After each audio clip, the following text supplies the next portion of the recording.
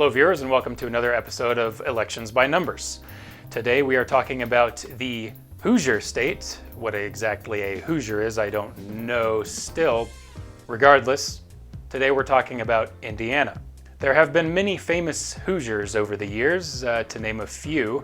Actor James Dean, King of Pop Michael Jackson, and former President Abraham Lincoln. Indiana is also famous for having the largest sporting venue in the world. I'm talking about the Indianapolis Motor Speedway, which can hold up to 250,000 people. Indiana is also the home state of current Vice President and former Governor of the state, Mike Pence. It is also unique this year in the sense that the state is not having a senatorial election, but it is having a gubernatorial election. So today's video will be a little different from the last one. In lieu of a senatorial election, I will be talking, of course, about Eric Holcomb's bid for re-election to a second term. So let's get into it. Let's start by talking about the U.S. House elections in Indiana this year.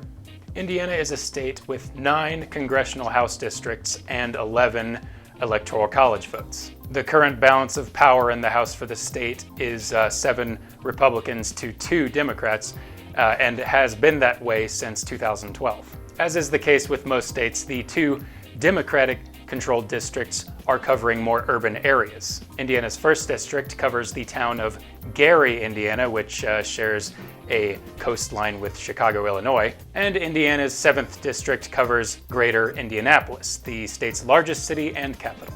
When taking a closer look at the Congressional House District map for Indiana in 2020, one might learn that most of the districts are not going to be in play or competitive this November. The one district that lies further to the center than the other 8 is that 5th district. Indiana's 5th covers the northern part of Indianapolis and some suburbs up there, as well as a lot of rural areas. It has a partisan lean of +9 into the Republican column, according to the Cook Political Report's Partisan Voting Index. The seat is currently held by one of 13 Republican women in the House, Susan Brooks. She has held her position there since 2013, and she is not running for re-election this year.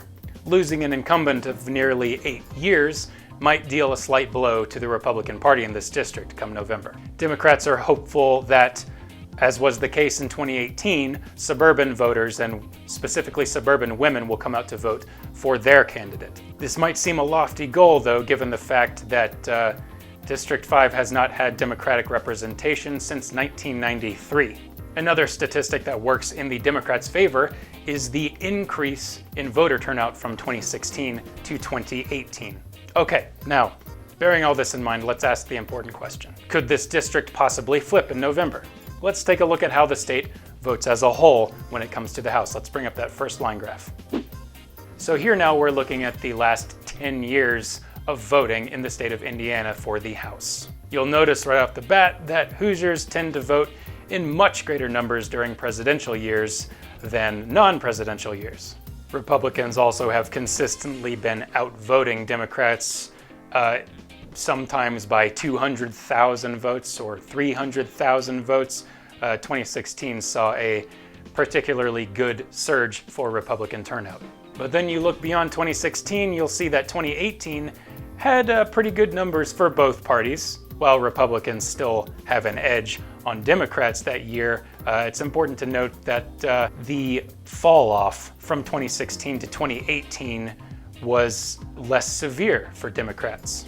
This is likely due to an energized Democratic base lashing out against Donald Trump. If history is any guide for the state of Indiana, we should see pretty decent turnout from both parties this November. But is a higher turnout with similar margins to this graph enough to flip Indiana's 5th? Well, no, probably not. While it is true that Democrats will probably turn out in higher numbers in those Indianapolis suburbs in the northern part of the city, remember, District 5 covers a lot of rural areas as well, who are also pretty likely to turn out in large numbers. This ultimately means that Republicans are more likely than not going to retain control of the district. So let's make it official now. Let's bring up our first map. Mark it.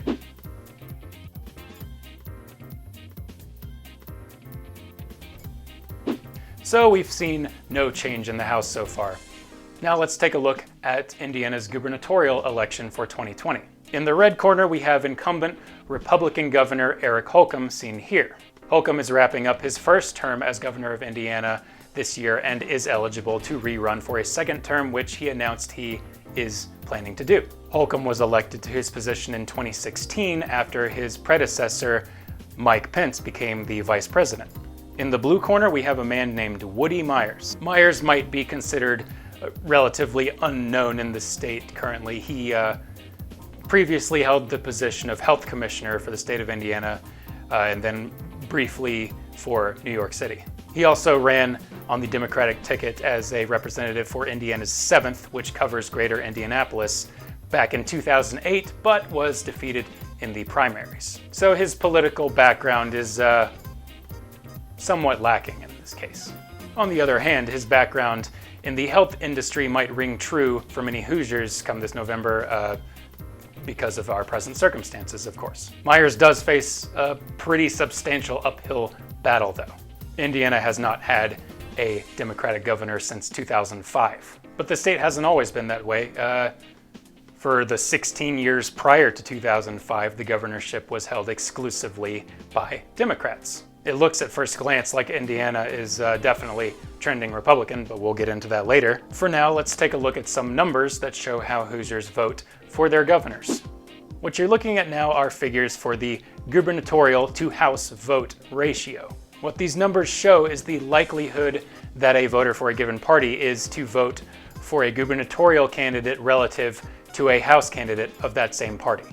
It's important to note here that Democrats have not fallen below the 100% mark once this decade, whereas the Republican candidates have never gotten more than 100%. This is an edge that could tip the scales in the Democrats' favor, but remember, this is relative. This is a ratio. We have to compare it to the House turnout, which looked like this. Republicans have outvoted Democrats every election cycle this decade. Can a 10 to 15% ratio advantage account for 200 to 300,000 votes? Is Holcomb's net positive approval rating enough to carry him to the finish line for a second time? Hey, Pollbot, let's crunch those numbers. Give these nice people an answer. All right, things looking pretty good for Eric Holcomb right now. Holcomb is currently enjoying a pretty fantastic net approval rating of plus 28. When you add that figure to the equation of consistently higher Republican turnout, he's pretty likely to coast to victory this November. Let's make it official. Let's put it on our next map. Mark it.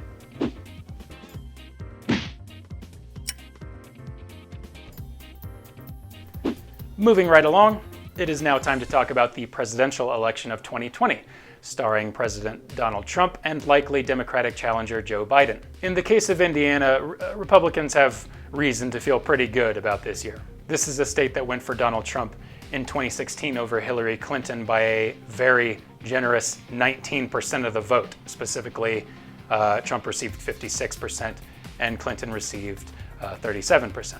When comparing it to 4 years prior in 2012, when Romney outperformed Obama by 10%, that figure becomes all the more impressive. And then even on top of that, remember that Obama won Indiana in 2008 by about 1%. Regardless, it'll definitely be an uphill battle for Joe Biden. Let's get into this. Let's bring up some more numbers to see how Hoosiers vote for their president. Okay, so this is different.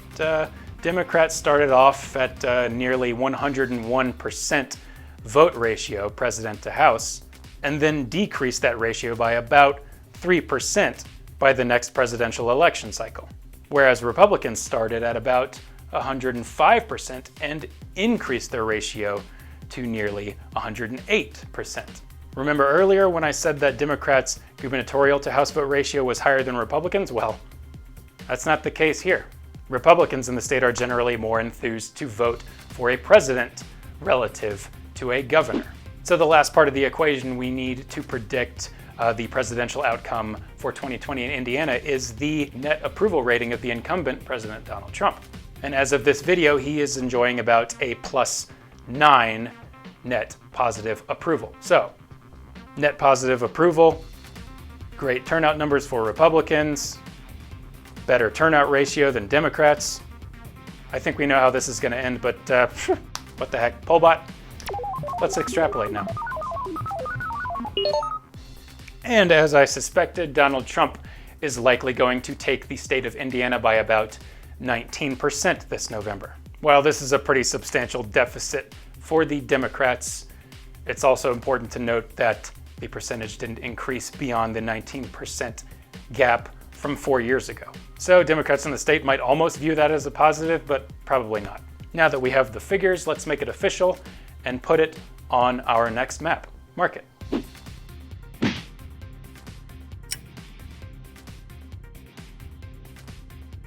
So now we have Eric Holcomb coasting to a second term. We have Donald Trump winning Indiana for a second time. We have no changes in the House. Now it's time to talk about the political future of Indiana. Let's bring up an old line graph and two new ones and get into this. This is the US House turnout for Indiana graph that I was showing you earlier. The dotted lines that you can see for both Democrats and Republicans here estimate a slope for the rate of increase in voter turnout. The most important numbers in the equations that you can see are those values that precede X. In the case of Republicans, it is that number 64.1. Now what that number means is that on average, Republicans have increased their voter turnout for House candidates by about 64,100 votes. Democrats are also enjoying increased turnout over the last decade at 55,200 vote increase every 2 years, and yet this number still falls just short of Republicans. So looking at raw voter turnout for House candidates across the entire state, one can extrapolate that the state is still continuing to drift to the right and becoming more Republican. Now let's bring up some estimated slopes for our voter ratios that we were talking about earlier. These graphs are showing estimated values for gubernatorial to House vote ratios as well as presidential to House vote ratios. And what we're seeing here is an increased enthusiasm on the side of Democrats when it comes to gubernatorial elections. This is likely due to the fact that their governor from 2013 to 2017 was Mike Pence, and he left his position to run for vice president, so Democrats in the state saw it as an opportunity to leap on the governorship. Whether or not this enthusiasm will continue into this November remains to be seen. The presidential to House vote ratio graph is less interesting because both parties have a slope of nearly zero, which means almost no increase or decrease. It is also important to note, however, that Democrats, though they have a very small slope value, it is in the negative. That means their enthusiasm to vote for a president relative to their congressional member of the House is waning very, very slowly.